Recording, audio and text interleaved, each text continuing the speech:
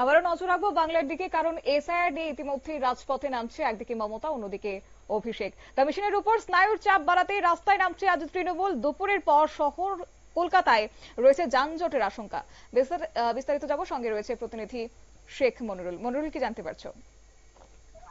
দেখো, এসআইআর নিয়ে আজকে মমতা বন্দ্যোপাধ্যায় এবং অভিষেক বন্দ্যোপাধ্যায় দুজনই রাস্তায় নামছে কলকাতার, এবং তারা আজকে একটি পদযাত্রা করবে। পদযাত্রা করার সঙ্গে সঙ্গে কমিশনের উপর যে চাপ এবং জাতীয় নির্বাচন কমিশনকে চাপে রাখতেই এইরকম একটা মিছিলের আয়োজন করা হয়েছে বলে মনে করছেন রাজনৈতিক মহলের একাংশ।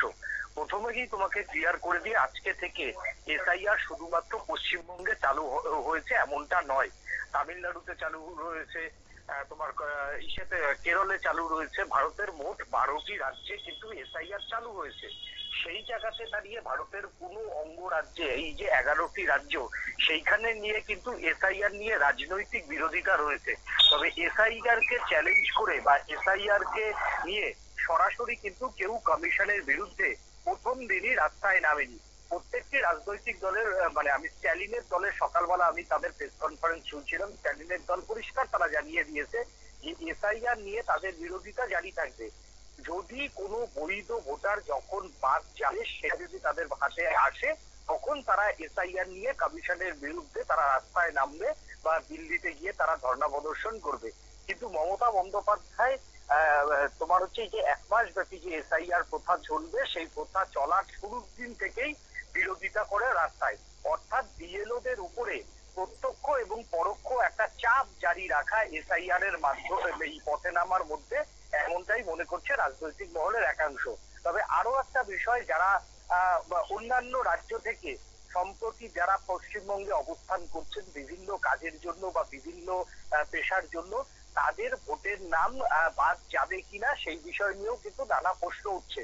কমিশনের নির্দেশ অনুযায়ী, একেবারে এটা কমিশনের নির্দেশ অনুযায়ী, যদি অন্য কোনো রাজ্য থেকে সে যদি এই পশ্চিমবঙ্গে আসে, তাহলে ওই রাজ্যে যে তার ডকুমেন্টসে তার বা তার পরিবারের নাম ছিল, সেই ডকুমেন্ট যদি দেয়, তাহলে কিন্তু নাম বাদ যাবে না। অর্থাৎ কমিশনের সিদ্ধান্ত, যে কমিশন যে সিদ্ধান্ত নিয়েছে, সেই সিদ্ধান্তটা সর্বোপরি সাধারণ মানুষের মধ্যে রাজনৈতিক দলগুলির পুরোপুরি তুলে ধরতে ব্যর্থ।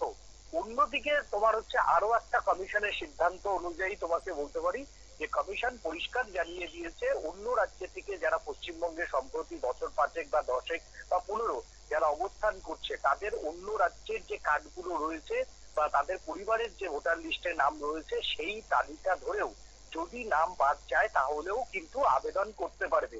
তাই কমিশনের যে সিদ্ধান্ত, সেই সিদ্ধান্ত অনুযায়ী এসআইআর নিয়ে কোনো আতঙ্কিত হওয়ার প্রয়োজন নেই বলে আজকে সকালেও জানিয়ে দিয়েছে জাতীয় নির্বাচন কমিশন।